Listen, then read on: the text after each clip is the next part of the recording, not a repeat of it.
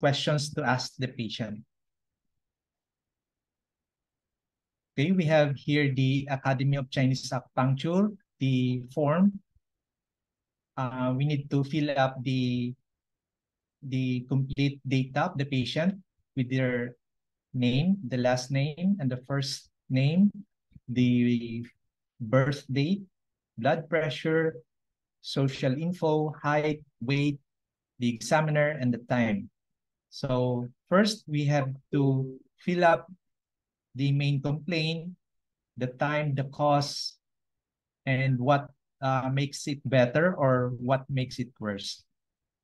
And kailangan natin malaman kung meron na siyang medication, ang pain, the intensity of the pain, the description of pain, kung meron siyang headache, history, yung illness, accident, yung surgery, and family.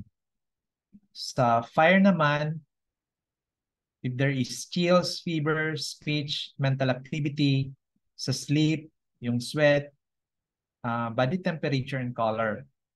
Sa earth, we need to ask about the muscles, the tissue, lips, allergies, yung appetite, and taste.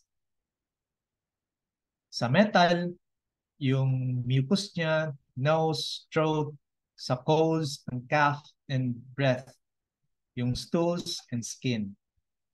Sa water, we ask about the ear, kung gaano po kung may deficiency na po ang pakikinig, yung hair niya, yung quality ng hair, yung function ng brain, sa bone, sa teeth, sa vital essence.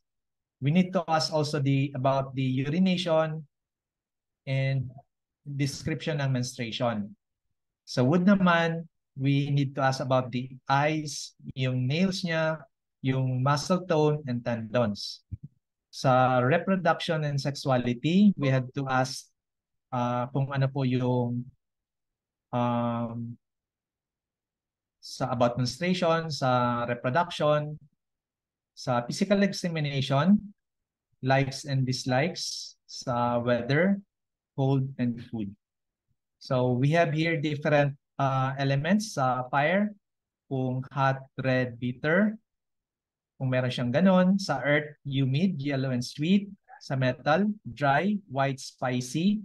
Sa water, cold, blue, and salty. Sa wood, wind, green, and sour. So every element, mayroon siyang kanya-kanyang description. So we could ask the patient if meron siyang presence nito, may excess or deficiency.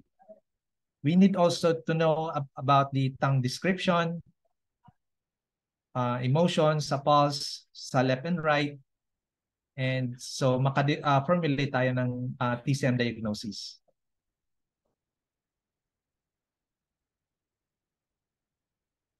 So this is the case history, yung chart 1 designed and used in my clinic, sabi ng author. The questions guide me and my trainees and prod their memory so as not to forget anything important. Let's go through the questions one by one. We have the main complaint, the detailed description and history of the patient, may be more than one. Sa medication taken, currently taken, may past medication, steroids, hormone replacement, therapy, yung cancer medication. Sa patient history and relevant family history, yung past illness, yung surgery, accident, etc. These are asked generally, elaborating only when there are problems.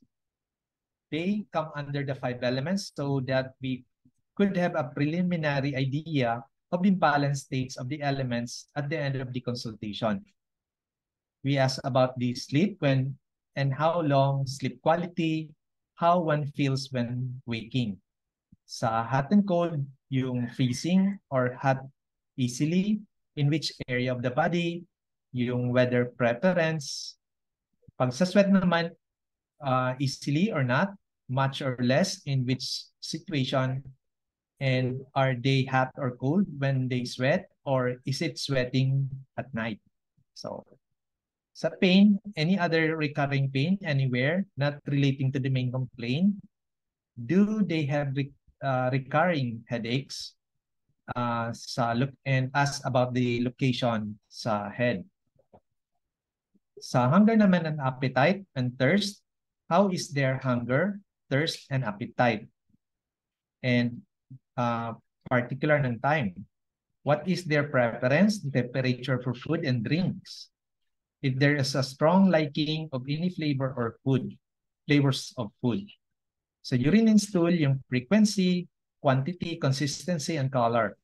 Sa menstruation and leukorrhea, need not ask if on contraceptives. How long is the cycle? Is there any pain? When during the cycle, is the pain? Duration of bleeding, quantity, color, and kung may presence of clots. Sa leukorrhea, yung color and smell. Now, we shall go through these questions one by one with the possible imbalances they may show us and how we could proceed to balance these states.